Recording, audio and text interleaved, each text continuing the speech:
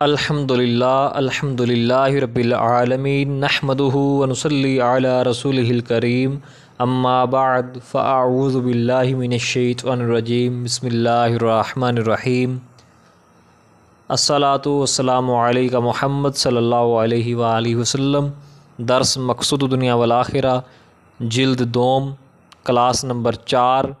موضوع علم، مصنف پیر طریقت رہبر شریعت حضرت علامہ و مولانا پروفیسر ڈاکٹر محمد مقصود الہی نقش بندی دامت برکاتہم العالیہ۔ صحابہ کرام نے رسول کریم صلی اللہ علیہ وآلہ وسلم سے پوچھا کہ یا رسول اللہ، اعمال میں کون سا عمل افضل ہے؟ تو نبی پاک صلی اللہ علیہ وآلہ وسلم نے فرمایا، اللہ تعالیٰ کی ذات کا علم۔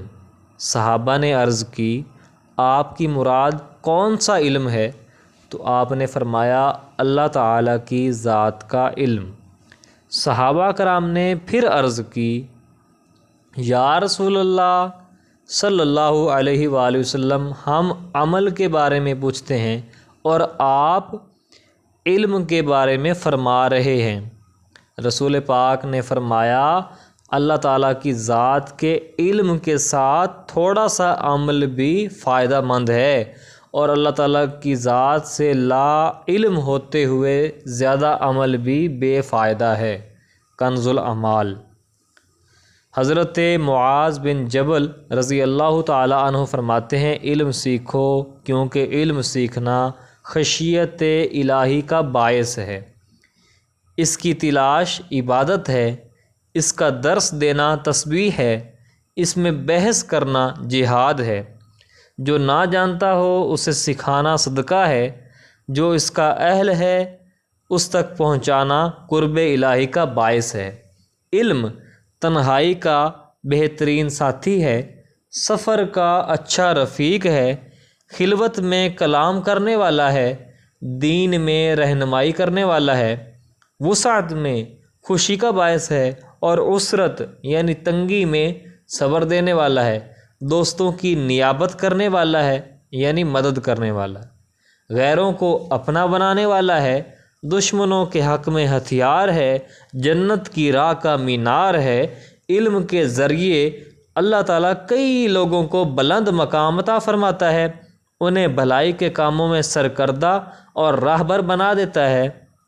ان کی پیروی میں اوروں کو بھلائی ملتی ہے، لوگ ان کے پیچھے پیچھے چلتے ہیں اور ان کے کاموں کو توجہ سے دیکھتے ہیں،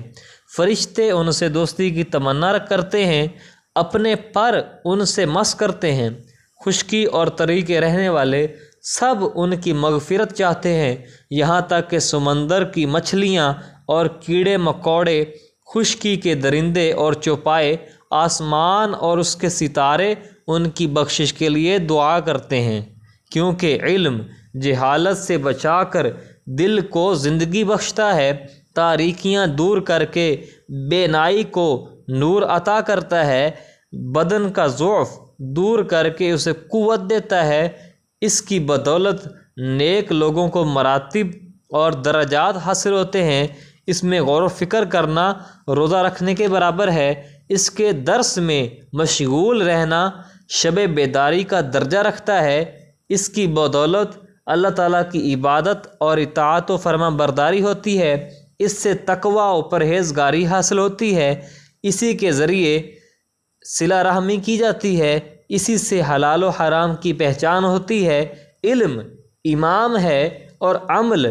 اس کا تابع ہے، نیک بختوں کے دل ہی اس کا ٹھکانہ ہوتے ہیں، بد بختوں کو اس سے محروم رکھا جاتا ہے۔ ابو نعیم۔ سبحان اللہ۔